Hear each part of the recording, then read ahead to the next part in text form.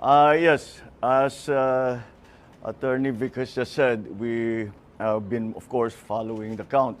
At ganun na nga, as of this hour, 98+% have already been counted at ang bilang ng boto ko ay nasa 31 million plus.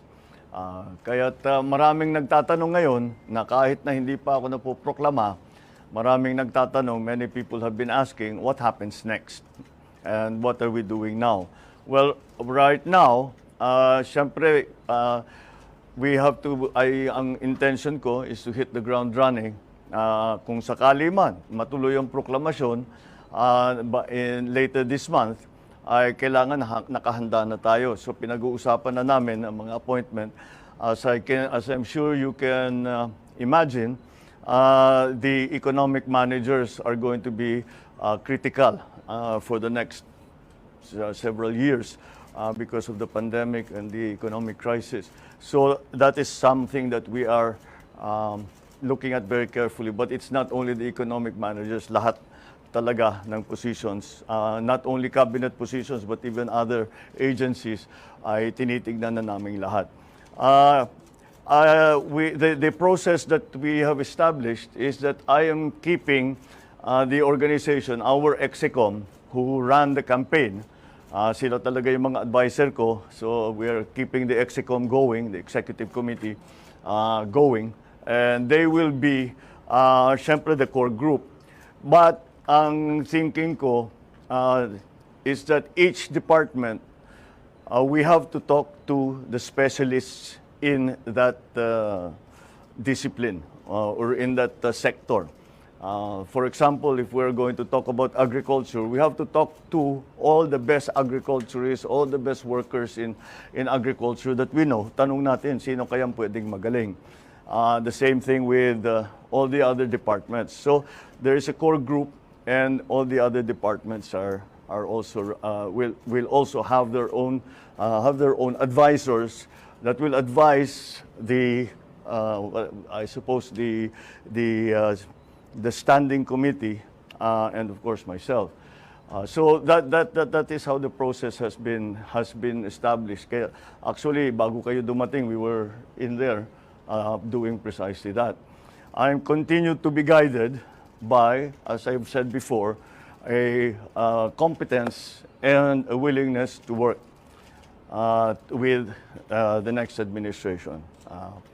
So we have removed, in our discussions, we remove immediately what their political leanings have been. Kung lumaban ba sa atin, kung sumama ba sa atin, that's not going to be part of the discussion. I'm also guided by the critical areas that we talked about during the campaign. So yun ang mga inuuna natin. Of course, it's the economy, prices, it's the price of energy, lack of jobs, education, infrastructure, all of these areas that are going to be critical in the next few years. So ganun ang aming ginagawa, and that has been the process. That has been the process so far. I'm also guided by the fact that 31 million of our kababayans have voted for unity. And I am guided by that in the sense that I will continue to work for a government, an administration that gives voice to everyone who wants to help. We may not agree. We may not in the end do, we might do exactly as they say, but whatever it is not important who the messenger is. The importance is going to be the message. In the next few days, I will be talking to you. Baka every day there will be something to announce because marami na talaga kaming ginagawa. So in the next few days, we will continue to keep you informed about what's going on. And I think I am already authorized by to announce the first nominee that we will be giving to the Commission on Appointments when the time comes, should I be proclaimed.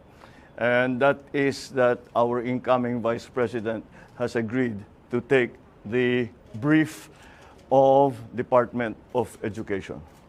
So si Inday Sara, sabi niya, tinanong ko sa kanya kung kaya niya yung trabaho dahil mahirap ang trabaho ng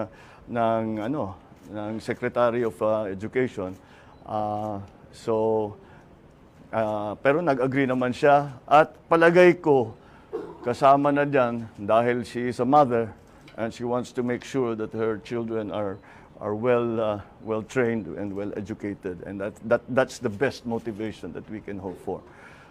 So that is the first announcement that I can make that has come out of this process. So again, it is 31 million. I know the counting is not over.